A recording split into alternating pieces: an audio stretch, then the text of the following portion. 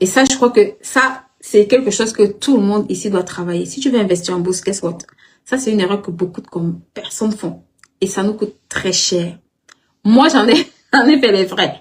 Ok, il y a des actions que j'ai vendues très tôt. Et à un moment donné, ça a tellement explosé. Je me suis dit, mince.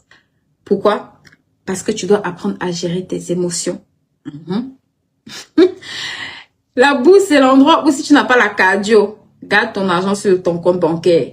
Si tu es le genre de personne que ça pèse 50%, tu es tout en panique. Hein? Garde ton argent sur ton compte bancaire. Et je vais te dire, tu sais, une fois j'ai acheté une action, je crois que ça valait comme 200 €. Et à un moment donné, l'action avait chuté jusqu'à 50 €. Donc, ça avait perdu quoi? Plus de 70% de sa valeur. Mais un bon investisseur qui comprend et qui sait faire une bonne analyse technique, une bonne analyse fondamentale, j'ai commencé à renchérir mon portefeuille. Pourquoi?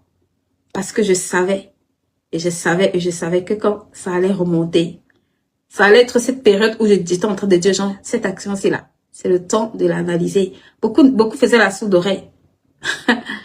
Pourquoi? Parce que j'avais pris le temps d'analyser. C'était une action qui versait des dividendes. Même ayant perdu plus de 70% de sa valeur, chaque trimestre, elle versait des dividendes. Parce que tu as des actions qui vont te distribuer des dividendes et tu as des actions, d'accord, qui vont capitaliser. Les actions qui capitalisent, eux, en général, ils vont beaucoup augmenter au niveau de la valeur de l'action.